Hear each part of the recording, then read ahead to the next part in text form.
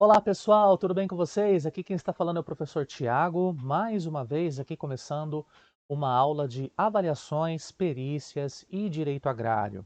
É um prazer recebê-lo, espero que você esteja muito bem, que a sua saúde esteja em dia e que a sua paz também esteja presente no seio da sua família. Isso é muito bom, isso é importante para que a gente continue estudando, para que a gente continue aprendendo, para que a gente continue evoluindo mesmo nesse tempo de dificuldade ligado ao coronavírus, né? Pessoal, vocês estão notando que essa aula é uma aula gravada novamente, tá? Eu peço desculpas mais uma vez à turma de vocês. Nessa semana eu não consegui estar presente ao vivo com vocês, pois 11 horas da manhã eu terei uma reunião no bloco 4 lá no EAD da Unicesumar. Então eu deixei aqui um material pré-gravado para que vocês possam ter a aula de vocês ocorrendo, acontecendo, e logicamente que a gente vai estar online para ajudar no sentido de receber as dúvidas de vocês, mas pode ser que eu não responda a dúvida, principalmente ali entre as 10h40 até meados das 11h30, 11h40, né? Justamente por conta da reunião, mas eu prometo observar todas as dúvidas de vocês, todas as colocações, as participações no estúdio, um pouquinho antes desse horário e um pouco depois também durante o restante do dia, tá bom? Importante salientar que vocês devem registrar as suas presenças no estúdio, entrem por lá, coloquem o seu bom dia, cliquem também no link do vídeo para que vocês possam nos acessar aqui e nos assistir no nosso canal do YouTube, tá certo? A aula de hoje, ela vai ser de certa maneira mesclada. A gente vai trabalhar com vocês inicialmente a correção da prova e logo na sequência a gente vai mesclar o material que também é oriundo de uma live com o mesmo tema que foi discutido nas outras turmas de agronomia, que é o finalzinho do entendimento sobre os imóveis rurais. Nós vamos falar sobre o dimensionamento dos imóveis rurais, a questão de módulos rurais, para que serve o módulo rural. Nós vamos falar também sobre a indivisibilidade dos imóveis rurais, as oportunidades legais em que essa indivisibilidade pode não ser obedecida e, por fim, a gente vai começar a comentar um pouquinho sobre perícias agronômicas, que é um material, uma aula bem interessante, bem bacana, e na qual vocês vão ter acesso ao entendimento sobre o que é a atividade pericial, sobre o que é ser perito enquanto engenheiro agrônomo e qual é a caracterização dessa atividade, tá? Na semana que vem a gente vai trabalhar somente ao vivo. Nós já temos aqui algumas novas instruções para vocês poderem trabalhar conosco a partir da semana que vem. E na semana que vem vocês vão perceber novidades bem interessantes aqui na nossa estratégia de aprendizagem, né? A gente vai trabalhar somente com o Google Meet associado ao Google Classroom, que são duas plataformas, uma delas de videoconferência, que vocês já devem conhecer, tendo utilizado com outros professores, e a outra é uma plataforma de relacionamento online entre professor e aluno. Nós vamos nos sentir numa sala de aula, porém via computador ainda, tá? Isso, por enquanto, enquanto perdurar a restrição às aulas presenciais, tá bem? Imaginamos que essa vai ser a nossa última modificação metodológica para que vocês possam sempre melhorar o aprendizado de vocês. Vocês verão que é muito fácil, tá? Bom, nesse primeiro trecho da aula, então, nós vamos trabalhar com a correção de provas. Vocês devem estar ansiosos, né? Bom, basicamente as provas já foram corrigidas já há algum tempo. Eu não mostrei a correção de provas na semana passada, justamente porque a gente ainda estava em processo de correção, processo de imposição de notas no sistema. Então eu preferi ler as provas de vocês por completo, entender as respostas de vocês por completo, para dar um feedback geral mais adequado. No entanto, se vocês quiserem um feedback mais específico, só a prova de vocês, vocês podem entrar em contato comigo posteriormente a esta aula e podem solicitar algumas explicações, podem solicitar a tiragem de dúvidas, enfim, fiquem à vontade, tá? Vocês é que mandam nesse processo, beleza? Vamos então dar uma olhadinha aqui na nossa prova de perícias ou avaliações, perícias e direito agrário, tá bom? Essa prova vocês fizeram lá no dia 23/4 e nós vamos fazer uma correção no seguinte sentido. Eu vou apresentar para vocês os enunciados, vou comentar as respostas e, partindo-se disso, até recomendo que você que está me assistindo possa pegar a sua prova no seu computador, possa abri-la, colocar em paralelo aqui com a nossa aula para ir conferindo questão a questão, para você verificar onde você acertou e comemorar, e para você verificar onde você não acertou e, logicamente, estudar um pouquinho mais para melhorar para as próximas etapas, tá bom? A intenção é que nós possamos nos utilizar do nosso senso crítico para evidenciar erros, acertos e pontos a melhorar. Vamos aqui à nossa prova, então? Vou colocar para vocês na questão discursiva número 1 e vou colocar também a nossa famosa janelinha para a gente poder conversar aqui, vocês olhando a prova e me observando também conversar com vocês, tá? A questão número 1. Entre os séculos 18 e 19, observou-se na Grã-Bretanha e na França o acirramento do empoderamento, perdão, século 18 e 19, exatamente. O acirramento do empoderamento do Estado e de seus líderes sobre suas respectivas sociedades, culminando no extremismo do absolutismo. Com duras imposições à sociedade, com uma grande concentração de poder em poucas ou em um único par de mãos, os reis, a sociedade viu suas posses e riquezas serem cada vez mais concentradas junto aos mandatários, por vezes de formas violentas. O descontentamento provocado pelo absolutismo aos poucos promoveu a reação da sociedade, gerando movimentos revolucionários que tiveram seu auge ao final do século XVIII com a Revolução Francesa. Nós comentamos sobre isso na sala. E os seus ideais de igualdade, fraternidade e de liberdade. A iluminada sociedade do século XIX, em muito, foi influenciada por estes ideais, e um dos mais famosos doutrinadores do direito agrário, Leon Duguy, criou o conceito de função social da propriedade rural. Conforme o contexto apresentado e os conteúdos bimestrais, explique o que é a função social da propriedade rural.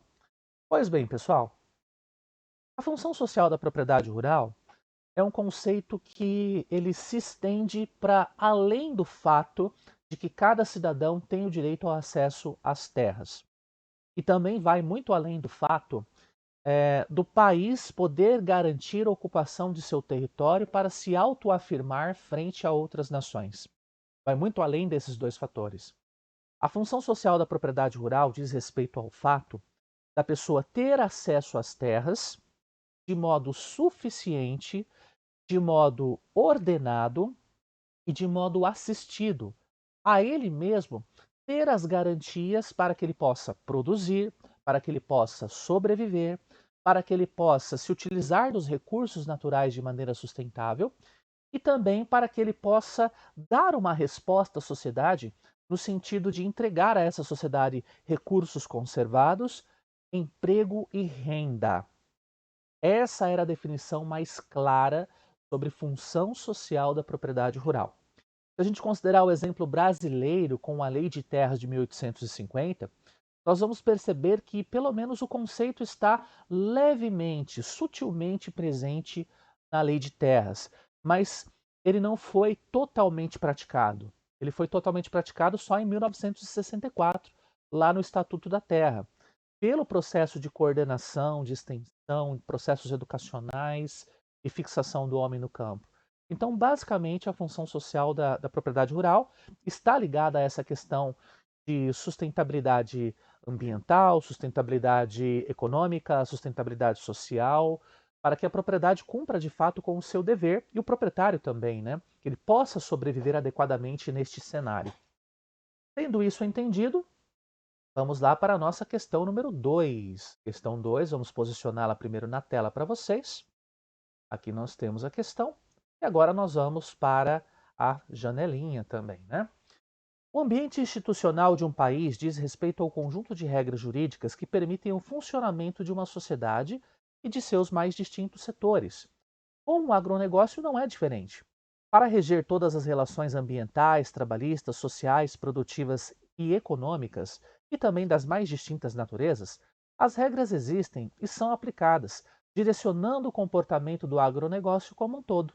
Neste interim, as leis são o principal instrumento do ambiente institucional. Por meio delas, define-se o comportamento esperado de uma determinada atividade e dos seus atores sociais, prevendo-se as sanções em caso de descumprimento do estabelecido. A sistemática da criação das leis deve ser plenamente conhecida pelos profissionais de agronomia, para que os mesmos possam atuar no processo ou ainda influenciar os atores sociais a participar da criação desses instrumentos, defendendo seus interesses. Considerando o exposto e de acordo com os conteúdos bimestrais, explique de que maneira uma lei federal é criada, apresentando suas fontes e seus possíveis resultados. Pessoal, neste caso, faltou um pouco de recheio nas respostas de vocês, porque a gente até demonstrou um diagrama na sala de aula, lá em fevereiro, se eu não me engano, demonstrando que uma lei federal ela pode ter duas fontes distintas.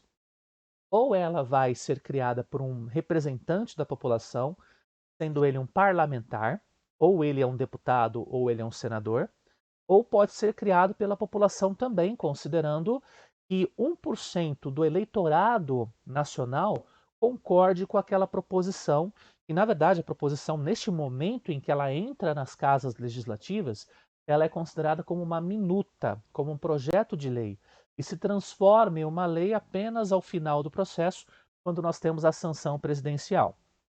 Então, independente da fonte, a lei, ou o projeto de lei, melhor dizendo, precisa entrar na casa legislativa. Se for de fonte popular, logicamente que um deputado vai abraçar a causa e vai dar o trâmite legal para isso. Basicamente, a minuta de lei ela precisa passar por uma série de comissões. Comissão de Direitos Humanos, Comissão Trabalhista, Comissão de Direitos Econômicos, Comissão Tributária, dependendo do tema, né? No mínimo são 3 comissões. E se em cada comissão os pareceristas derem parecer positivo, esse texto irá para a plenária. Na plenária da Câmara dos Deputados, nós temos a votação de mérito. Se for um projeto de lei comum, mais da metade do quórum precisa votar favoravelmente.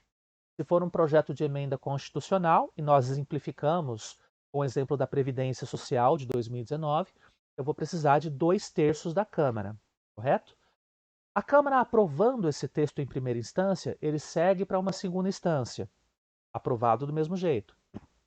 Terminada a fase de aprovação na Câmara, ele precisa seguir para o Senado e no Senado ele repete esse conjunto de trâmites, passando por algumas comissões, 2, 3 comissões, a depender da temática da lei, vai para a plenária do Senado.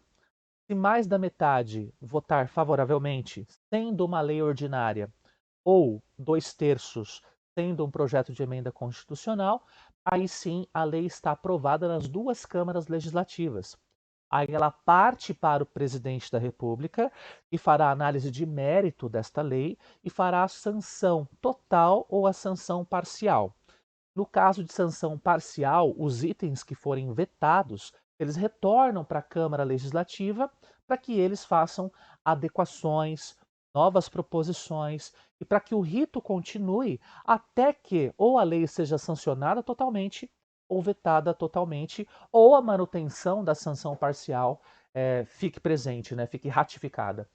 Essa era a explicação total, tá? Muitos de vocês não se lembraram da questão da fonte popular de geração das leis. Ficaram focados muito na questão dos legisladores, dos deputados, se esqueceram do fato de que o povo pode também propor uma minuta de lei, desde que seja feito de modo organizado, certo? Então vocês precisam ter colocado todos esses passos. Não dá para omitir nenhum passo, porque a pergunta ficou muito clara.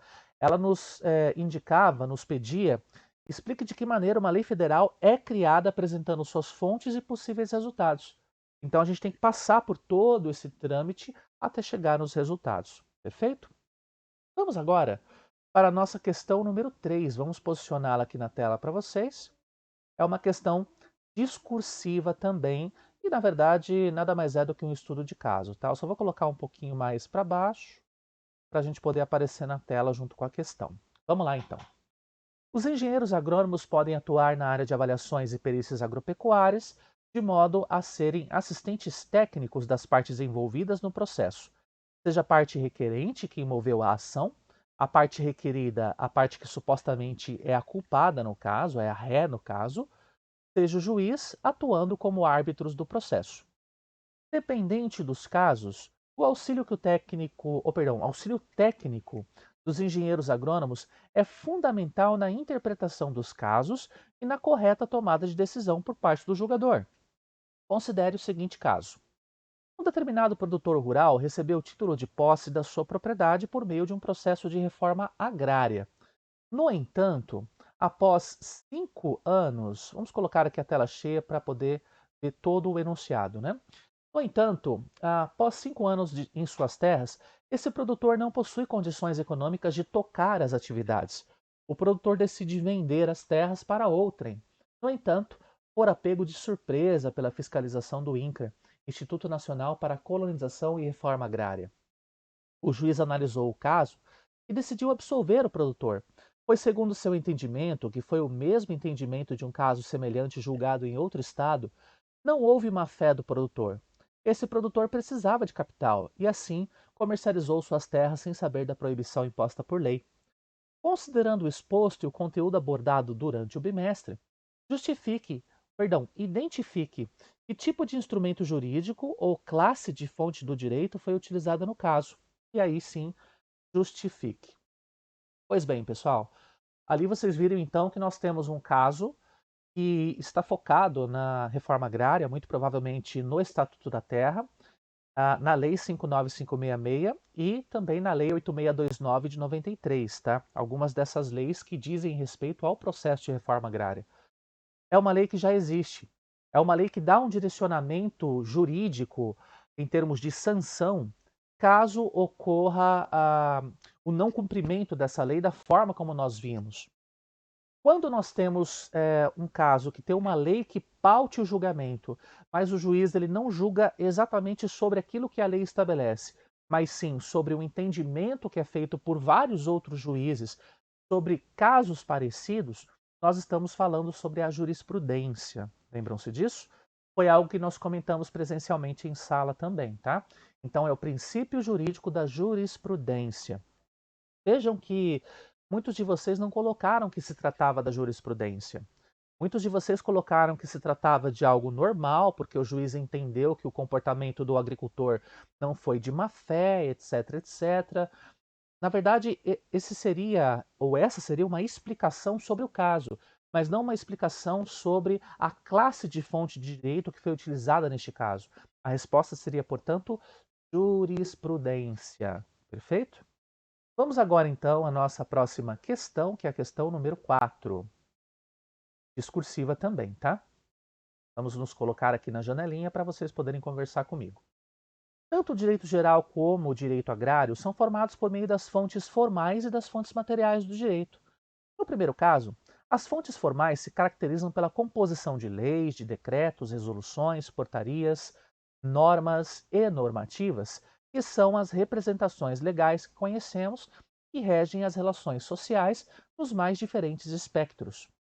Já no segundo caso, as fontes materiais são formadas por todos os ensinamentos científicos e tácitos, materializados a exemplo de artigos, resenhas, livros, decisões jurídicas embasadas em interpretações de leis, dentre outros materiais que expressam, acima de tudo, os direcionamentos lógicos pelos quais as fontes formais podem ser criadas. Independente da fonte, todo o direito é regido por 4 princípios básicos. Neste interim, conforme o conteúdo exposto durante o bimestre, cite os 4 princípios básicos do direito abordados em aula, tá? Gente, são os princípios básicos do direito, não do direito agrário. Foi algo que nós comentamos em sala de aula em nível presencial também, tá? Trata do direito da ação, do direito da ampla defesa, do direito ao contraditório e, por fim, a questão da dignidade humana, a promoção da dignidade humana. Então, nós temos esses 4 princípios regendo o direito. Estes 4 é que deveriam ter sido citados por nós nessa resposta. Alguns de vocês fizeram uma explicação, eu considerei também. Só que quando nós temos o comando citar, basta que vocês elenquem quais são as fontes citadas, ou as fontes requeridas, neste caso apenas 4, ok? Espero que vocês tenham acertado essa questão, uma questão de nível relativamente fácil, mas que alguns de vocês, infelizmente, não conseguiram sucesso em respondê-la, tá? Vamos na questão número 5 agora. A questão 5, ela também tem um nível relativamente fácil e nós vamos aqui abordar sobre ela. Segundo o decreto 59566, os contratos agrários podem ser reconhecidos como contratos nominados ou típicos e contratos inominados ou atípicos. Estes últimos são mais conhecidos pelo seu caráter informal e pelo fato de versarem geralmente sobre temas dos mais diversos assuntos, mas especificamente ligados a arrendamentos e parcerias. Por sua vez, os contratos agrários típicos possuem apenas dois temas, ou desculpem, os atípicos são os mais diversos temas e os típicos somente sobre arrendamento e parceria, ok? E se tratam de contratos formais, onde se instituem os direitos e as obrigações. De acordo com essas informações e os conteúdos bimestrais, diferencia os conceitos de parceria e arrendamento. Muito bem. Os dois tipos de contratos, ou as duas atividades típicas ligadas ao agrário, são atividades onde existe o compartilhamento de uso de terras. No caso do arrendamento, nós temos a relação arrendador e arrendatário.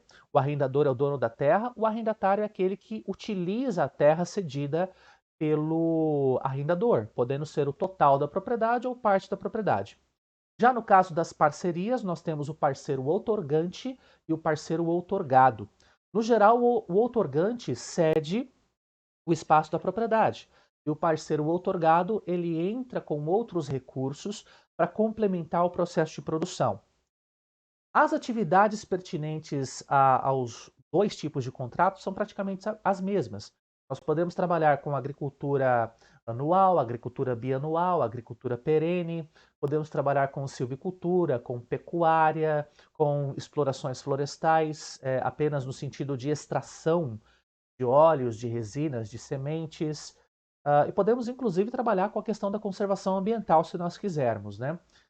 No entanto, aí já chegando no âmbito das diferenças, o contrato de arrendamento faz com que o arrendatário assuma todo o risco da atividade. Ele que vai fazer todos os investimentos, vai arcar com todos os custos e vai obter os lucros de produção, dando ao uso, ou dando pelo uso da terra ao arrendador, a renda ano a ano, safra a safra, ou dentro da periodicidade definida no contrato. Já considerando a parceria, os dois atores, o parceiro outorgante e o parceiro outorgado, eles entram com recursos conjuntos, investimentos conjuntos, pagam custos conjuntamente e obtêm lucros conjuntamente. Então, eles têm divisão de riscos da atividade, coisa que a gente não percebe no arrendamento. Então, essa seria uma diferença. Na questão de temporalidade do contrato, o arrendamento ele deixa muito claro qual é o tempo do contrato, a parceria não. No arrendamento, nós temos 3 anos mínimos para culturas anuais, 5 anos para culturas perenes e 7 anos para explorações florestais e a área da pecuária também. Lá nas parcerias, nós não temos isso, tá? É uma outra diferença. Uma terceira diferença também, uma vez que a característica do contrato de arrendamento permite um término em tempo determinado, isso faz com que o arrendador necessariamente tenha que comunicar ao arrendatário sobre o final de seu contrato. E na hora da renovação do contrato, é o atual arrendatário que tem a preferência em ficar com a terra, arrendando essa terra para uma nova safra, para um novo ciclo de arrendamento. Enquanto que na parceria, a parceria ela pode ser por tempo determinado, pode ser por tempo indeterminado, mas não há a obrigatoriedade do parceiro outorgante avisar ao parceiro outorgado que o contrato está acabando, uma vez que os dois estão trabalhando dividindo riscos. Então é pertinente salientar para vocês que ambos sabem quando o contrato vai acabar, dispensando a questão dos avisos. Então, essas são 3 diferenças básicas do contrato de parceria e do contrato de arrendamento rural. Tá? Fora o fato também que tem uma outra diferença essa seria a quarta, só para a gente não evoluir muito elencando todas as possíveis diferenças, é que legalmente existe a figura do subarrendamento, mas não existe a figura da subparceria. Nós não comentamos sobre isso, lembram? Eu, como arrendatário de uma terra, eu posso arrendar o meu arrendamento para outro arrendatário, que é o subarrendatário, desde que o arrendador saiba daquilo que está acontecendo. Ele seja comunicado formalmente, né? Então, essa é uma quarta diferença que poderia ter sido citada, tá? Muitos de vocês ficaram na questão do risco. É uma diferença, só que não se trata de uma diferença completa. Não se trata de todas as diferenças, pelo menos aqui nós colocamos quatro, não precisaria colocar todas, mas pelo menos duas diferenças, três diferenças, para caracterizar bem quais são os fatores diferenciadores entre um tipo de contrato e outro, correto? Vamos agora à nossa questão número 6. E a partir de agora a gente vai trabalhar somente as questões objetivas, tá? Vamos deixar a questão em tela inteira para vocês poderem enxergar. A questão número 6 é a seguinte: os contratos agrários típicos são instrumentos jurídicos que celebram um acordo existente entre duas pessoas de direito privado. Quais contratos previstos na Lei Federal 4.504 de 64 e ainda no Decreto-Lei 59566 permitem que um produtor rural possa ceder a sua propriedade, no todo ou em parte, para que outro produtor ou empresa possam conduzir atividades agropecuárias. Sobre este assunto e, a partir dos conteúdos bimestrais, avalie as afirmações. A número 1. As únicas modalidades de contratos agrários típicos são o arrendamento e a parceria. Sim, de contratos agrários típicos são as únicas modalidades, né? 2. Somente as atividades agrícolas e pecuárias são permitidas em tais contratos, vedando-se as demais atividades produtivas. Não, isso é falso. Nós já até dissemos em questões anteriores que nós podemos trabalhar com outras atividades. E 3. Considerando os contratos de arrendamento, as leis não prevêem um tempo máximo ou mínimo de contrato, podendo este ser terminado a qualquer tempo a critério das partes. Não. Prevê sim a questão do tempo mínimo, conforme inclusive nós comentamos na questão anterior. Então, levando-se em conta que somente o item 2 está correto, seria a alternativa B de bola, tá certo? Vamos agora para a questão número 7, tá? Essa questão, pessoal, se vocês me permitem, eu vou fazer um avanço para as afirmações, tá? Vamos julgar se as afirmações são verdadeiras ou falsas, desprezando neste momento a questão do contexto, para a gente poder acelerar um pouquinho na nossa revisão, porque vocês têm assunto ainda para ver na aula, tá? Número 1. Ao mencionar sobre regras implícitas pactuadas socialmente, o enunciado apresentou de modo sutil a ideia de legislação. Quando a gente fala sobre regras implícitas pactuadas socialmente, nós estávamos falando lá do princípio histórico do direito. E em cima disso, essas regras pactuadas, sendo elas implícitas, portanto não escritas, elas não poderiam retratar uma legislação. Elas retratavam, na verdade, os princípios de ética. A um, então, está errada. Vamos para 2. Ao mencionar sobre regras implícitas pactuadas socialmente, o enunciado apresentou de modo sutil a ideia de ética. Perfeito, a 2 está correta. Número 3. A ética tornara-se insuficiente para garantir que os cidadãos à época seguissem determinados padrões sociais. O acirramento deste fato, com desastrosas consequências associadas ao sentimento de impunidade, impulsionaram a criação dos primeiros códigos de conduta formais, que eram as leis. Perfeito, inclusive o próprio Código de Hammurabi retrata muito bem a realidade desse item 3, né? Então, portanto, até agora, 1 e 3 corretas. E a 4, desculpem, 2 e 3 corretas, né? A 1 está errada. 4. Pelo fato das civilizações antigas terem características majoritariamente urbanas, as primeiras legislações versavam somente sobre a convivência humana neste meio, sem fazer menção ao uso das terras por parte dos cidadãos. Negativo. Boa parte, ou a totalidade, né, podemos assim dizer, das sociedades eram sociedades agrárias. Então, não eram leis que versavam sobre o urbano, e sim sobre o rural e o agrário. Então, apenas 2 e 3 corretas seria a letra C de cebola. Beleza? Questão número 8, penúltima questão da prova. Também da mesma forma, a gente aqui vai Na verdade, a gente nem poderia desprezar a questão do enunciado, porque ele é importante para que a gente entenda qual é o contexto aqui da história. Mas, para a gente poder resumir um pouco a ideia e tornar essa revisão um pouquinho mais célere, né? Aqui nós estamos falando um pouquinho sobre a Idade Média, e vocês podem perceber que ali nós temos uma relação de cessão onerosa entre o senhor feudal e o vassalo. E nós havíamos salientado isso na sala de aula também. Nós falamos do feudalismo e nós salientamos que as relações de uso das terras eram muito parecidas com um dos contratos agrários típicos que nós temos na atualidade, sendo este o contrato de arrendamento rural. Arrendamento, porque nós temos a cessão onerosa que estava presente ali no enunciado, vamos até demonstrar em que ponto, ó. Aqui. De certo modo, este conceito de uso de terras alheias por cessão onerosa perdurou até os dias atuais. Então, se tratando de uma cessão onerosa, é o arrendamento rural, tá bem?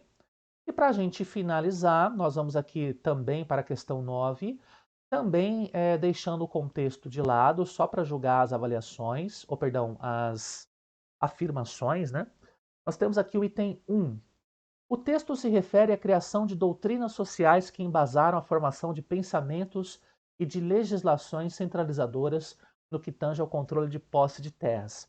Só para a gente conferir, essa questão aqui falava um pouquinho sobre. Opa, vamos só centralizar novamente, perdão pela tela, né? Mas essa questão aqui estava falando sobre a história europeia do século XV ao século XVII, saindo do período do feudalismo e entrando no período do modernismo, né? Ali a gente viu a questão do uso do espaço das nações, só que naquele momento as próprias nações não formadas elas careciam dessa formação, dessa definição territorial. A formação dos estados carecia disso, né?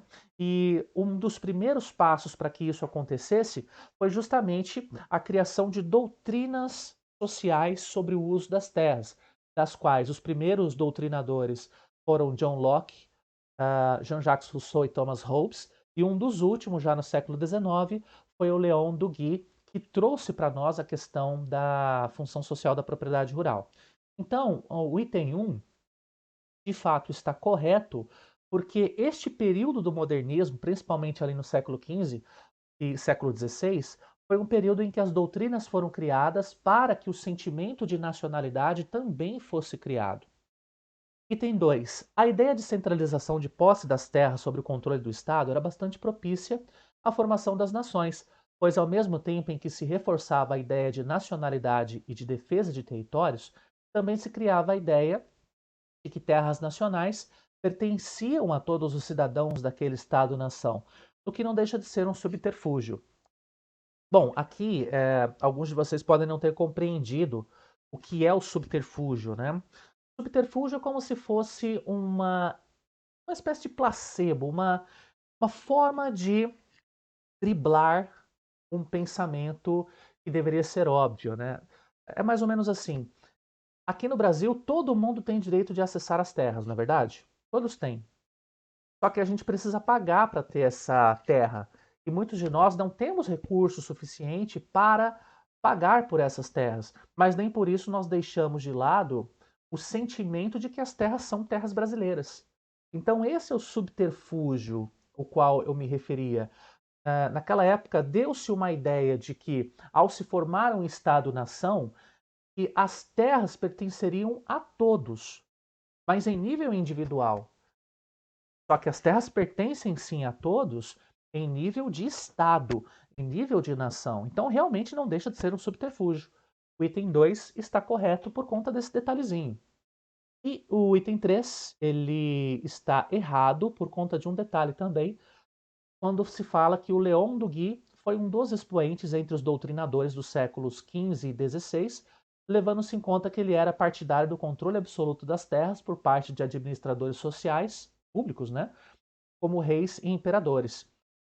Na verdade, não. O Leon Duguay, como eu disse, ele veio no século XIX com as ideias de função social da propriedade rural. Se a gente considerar então a 2 e a 3 como corretas, o item D, neste caso, seria a alternativa correta, né? Com base nisso, nós finalizamos aqui a nossa revisão de prova. Espero que você tenha comemorado os seus acertos, é para comemorar mesmo. Espero que você tenha compreendido quais foram os pontos a melhorar, quais foram as informações que faltaram. Mas eu volto a dizer para vocês que se vocês precisarem, logicamente a gente está à disposição para atendimentos individualizados. Aí vocês podem entrar em contato. Não vou prometer um atendimento assim imediato, antes do meio-dia de hoje, né? Mas durante a parte da tarde, nos dias seguintes, a gente pode conversar. É claro que isso não altera a nota, mas apenas para que vocês possam entender um pouquinho mais do que vocês, de modo particularizado, perdão, acabaram falhando. E todas as falhas são importantes de serem administradas para que vocês possam, lá na frente, é, refazer o exercício, para que vocês possam aprender de fato, né? Muitas vezes é errando que a gente acaba aprendendo. Pessoal, com isso, então, a gente finaliza essa primeira etapa da aula. Logo na sequência, eu vou deixar para vocês o conteúdo da live que eu tive com o primeiro ano noturno, na terça-feira, sobre os assuntos da aula de hoje, inclusive. Assistam, por favor, é um conteúdo bem legal, bem interessante. E logo na sequência, se direcionem ao estúdio para que vocês possam fazer as atividades de vocês, tá? Já tem atividades por lá, vocês já podem acessá-las e responder as atividades a contento, tá bom? Forte abraço, muito obrigado pela compreensão e nos vemos na semana que vem nas nossas aulas. Até mais.